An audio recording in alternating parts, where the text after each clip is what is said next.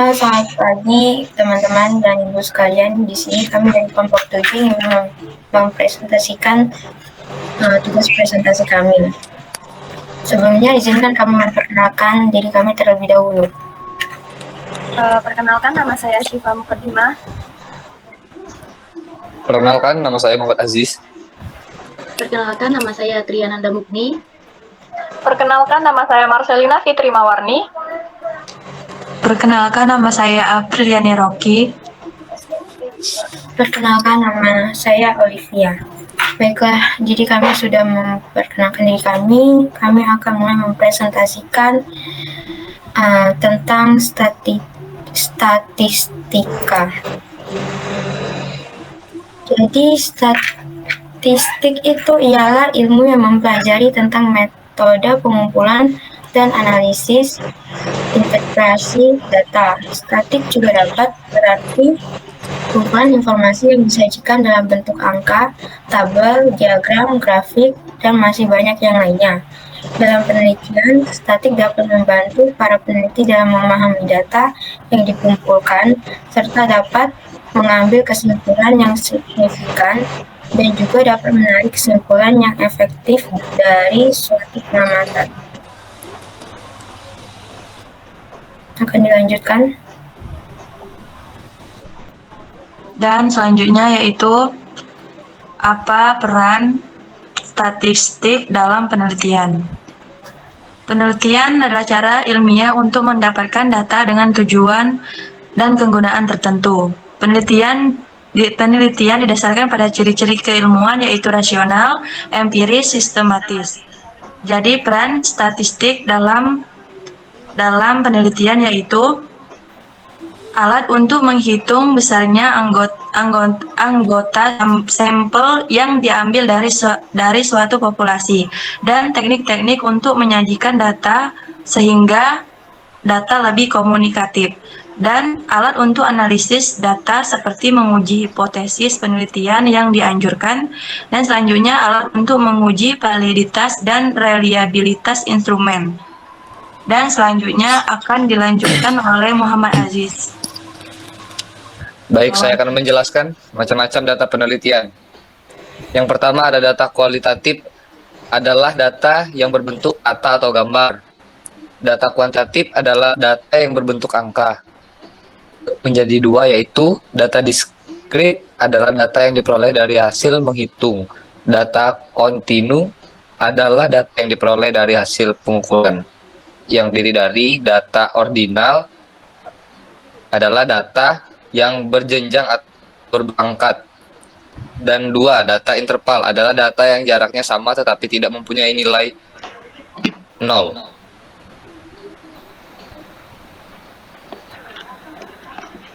Lanjut ke soal yang ketiga, yaitu buatlah satu contoh tabel biasa dan satu contoh tabel distribusi frekuensi. Nah, yang pertama itu tabel biasa atau juga bisa disebut dengan tabel baris kolom. Jenis tabel ini adalah jenis tabel yang paling sederhana. Tabel biasa itu adalah penyajian data dalam bentuk tabel dengan bentuk susunan baris dan kolom yang saling berhubungan, dan biasanya itu digunakan untuk menginformasikan nilai dari satu kelompok saja. Nah, kalau pada slide di PPT kami ini, itu adalah data kelompok biodata dari beberapa orang. Dan tabel biasa memiliki beberapa komponen, yaitu baris, kolom, sel, dan isi tabel. Nah, kalau kembali lagi ke slide PPT kami, kalau untuk kolomnya itu, di sini ada seperti nama, umur, jenis kelamin, pekerjaan. Dan untuk baris itu seperti nama-nama orang itu seperti Citra, Rara, Daus, dan lain-lain. Untuk isi tabelnya itu ada isi data seperti 25 perempuan dokter, 20 perempuan mahasiswa, dan sebagainya. Dan biasanya di bawah tabel itu tertulis sumber data dari mana data itu diperoleh. Selanjutnya adalah penjelasan tabel distribusi frekuensi. Baiklah, di sini saya akan menjelaskan tabel distribusi frekuensi. Yang pertama-tama, saya akan memberi pengertian tabel distribusi frekuensi. Tabel distribusi frekuensi adalah alat penyajian data statistika yang berbentuk kolom dan baris yang di dalamnya terdapat susunan data yang dikelompokkan menurut kategori tertentu. Selanjutnya ada fungsi atau manfaat tabel distribusi frekuensi.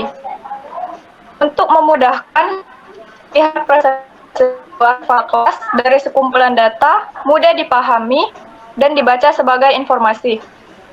Langkah-langkahnya ada beberapa. Yang pertama yaitu mengurutkan data. Yang kedua, tentukan range dan data. Caranya adalah melihat dari data terbesar dan data terkecil. Pada slide di PPT kami, itu terdapat data terbesarnya ada 79 dan data terkecilnya 45. Yang ketiga selanjutnya menentukan banyaknya kelas. Caranya adalah dengan rumus K sama dengan 1 plus 3,322 log N. N di soal kami, di PPT kami yaitu ada 50, yaitu didapatkan 6,64 atau bisa dibulatkan menjadi 7 kelas interval. Selanjutnya menentukan panjang interval kelas, yaitu dengan cara jangkauan yang telah didapatkan tadi 34 dibagi dengan banyaknya kelas yaitu 7. 34 dibagi 7 yaitu 4,85 dan bisa dibulatkan menjadi 5. Karena setelah dicari didapatlah panjang interval kelasnya 5, maka ditulis 45 sampai 49. 54 sampai 54 dan dengan cara dihitung 45, 46, 47, 48 dan 49, maka sesuailah dengan panjang interval kelas yang telah didapatkan tadi, yaitu 5. Terima kasih. Selanjutnya akan dijelaskan oleh Syifa. Oke. Baik. Untuk selanjutnya soalnya sendiri yaitu buatlah satu contoh dari salah satu grafik garis, batang, dan lingkaran. Di sini kelompok kami sendiri itu memilih grafik batang.